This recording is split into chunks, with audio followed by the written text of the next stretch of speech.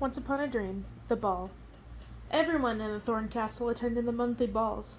Well, the peasants were on the secondary hall, and the servants were, of course, serving, but no one was left out. Everyone got wine, cider, food, salt, and a chance to hear the musicians play.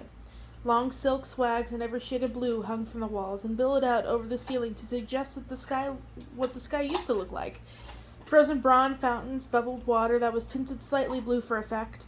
Artificial streams ran down through troughs in the middle of the great tables like actual streams once did, perhaps. Although they didn't quite tinkle properly as they did in Aurora's dreams. The tables had been draped with old blue and green tapestries. Their pictures were blurred and gone. Blue dishes and gold plates were arranged to cover them up so no one could see and grow uneasily. There were always golden plates at the feasts. It was the only thing Maleficent ever insisted on. Golden plates and golden domes over the food to keep it warm. Seeing them always made the queen smile, though she never said why.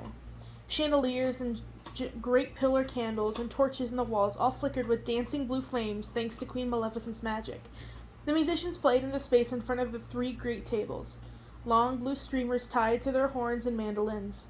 They sat in what looked like a broad wooden washtub, but which people who remembered insisted was a boat. Even the minstrel was there, albeit with discreet golden chains holding him to the closest pillar, and a guard standing nearby.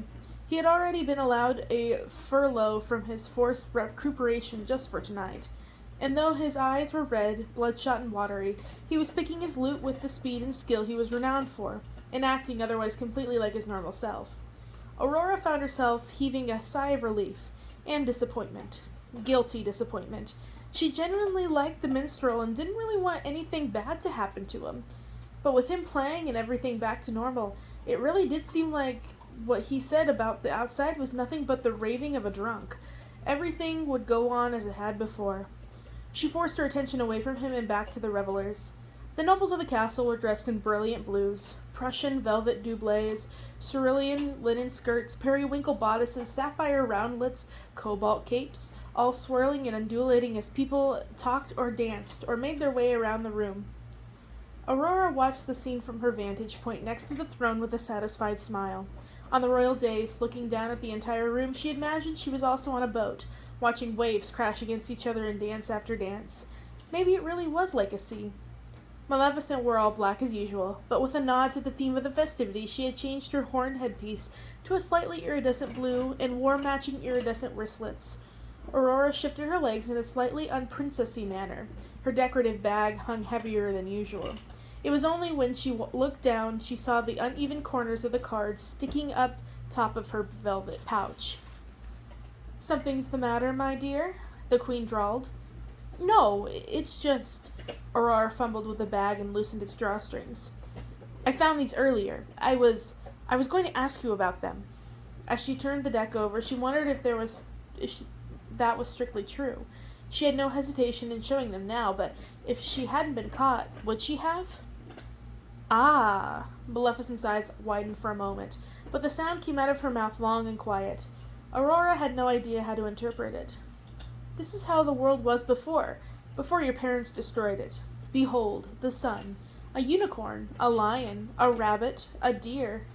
As the queen named each card, Aurora found herself mouthing the words she didn't know after her, trying to remember. "And so on. You shouldn't look at these, dear. They will only make you sad. They are all gone from this world, never to return." Maleficent let the cards tumble from her fingers to the ground. Aurora watched, tears springing to her eyes.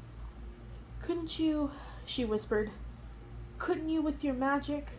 "There is no magic in the world powerful enough to bring back that which is truly dead and extinct. I'm so sorry, my dear. You should sadly put it completely out of your head.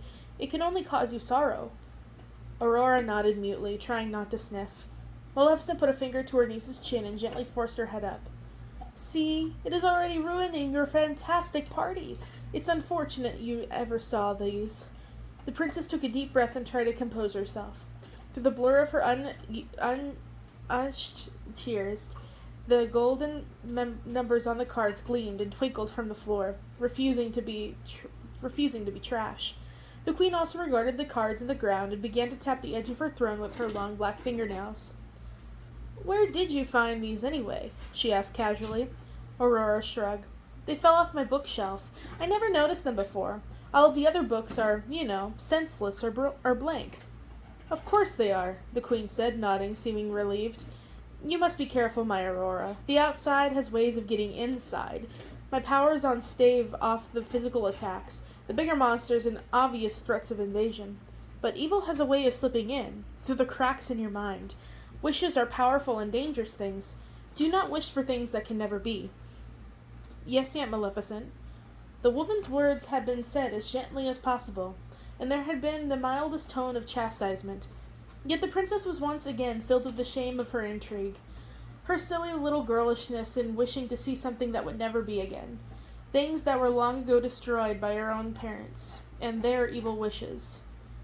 Oh, darling, don't be grumpy, Maleficent said with a smile. Enjoy your party, dear. Look how much fun everyone is having, thanks to you. The Queen indicated the crowd with an elegant and dramatic wave of her fingers. While she was looking away, Aurora quickly used an agile foot to sweep a few of the cards out of sight, under the train of her gown. Only then did she follow her aunt's example and look around. Leanna was clapping along with the far side of the room. She never danced. When she saw the princess looking at her, she nodded her head slightly. Aurora turned to follow the direction of her nod and saw, dressed in a warm velvet doublet that was certainly not his own, the stable boy, Kyle. He had his head thrown back in laughter at something one of the servant girls said. His thick brown hair tossed behind him like a mane, but his eyes were directed at Aurora, and he grinned.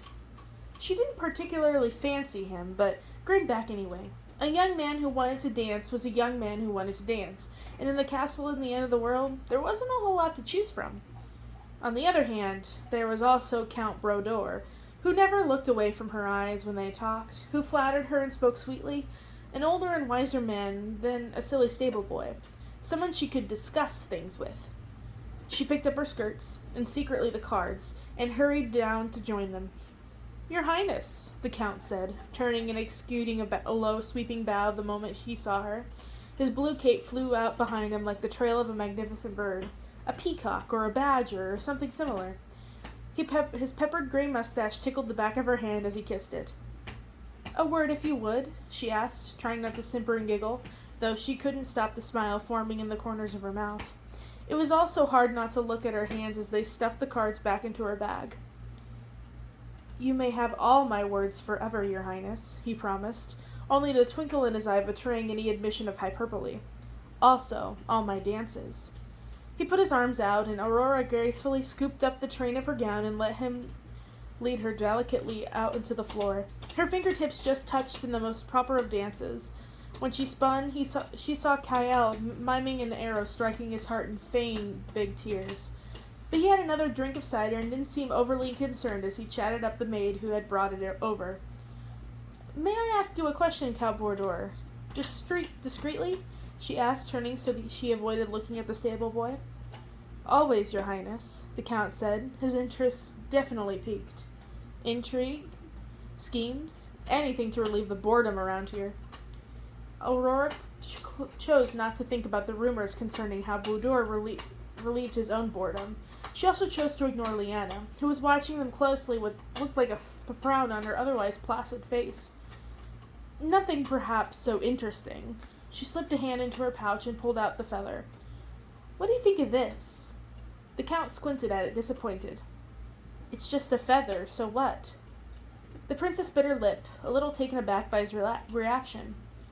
But it's not a pigeon feather, she pointed out. Or a sparrow's, or... Is this for a scavenger hunt? He asked, getting excited again. Is someone organizing another scavenger hunt? Aurora frowned. Scavenger hunt? Scavenger hunt? Were there all sorts of games going on that the royal princess wasn't invited to? No, she said impatiently. The minstrel said he got it from the outside. Outside? The Count stopped dancing and grabbed her by the shoulders in an entirely indecent and improper manner. Good sir, Aurora said as politely as she could, looking around nervously. When did he go? He's back in? How did he get out? What did he see? The Count demanded, almost hissing like her aunt. I don't know. He was drunk. He's always drunk. He may have been lying, she stammered. Did he really go outside? Is the air out there good and sweet? He survived, you must tell me, he said, practically shaking her. Please, you're hurting me, Aurora said, fighting tears.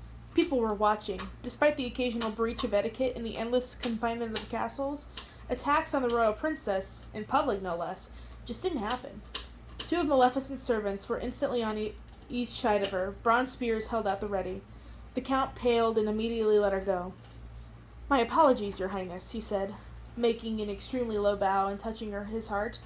I was overwhelmed. His face was red and his eyes were darting, unsettled.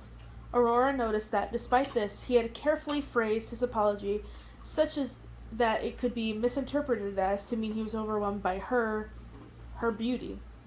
Everyone was staring, including Queen Maleficent, whose yellow eyes watched unblinkingly to see what she would do. The princess wanted nothing more than to run away, to pick up her skirts and run out of the room, away from the faces, to turn to bed in her solitude and her silence. But she was a royal princess in the Thorn Castle at the end of the world, and the wrong word from her would send this stupid man to his death. She drew up her shoulders, trying to channel her aunt. There is no trouble here, she said, voice quavering. As the count said, he was merely overwrought. You may return to your posts. The creature slumped but obeyed, looking disappointed they didn't get to rough someone up. The crowd turned away, also disappointed that the excitement was over. The count gave a subdued, if sullen, bow.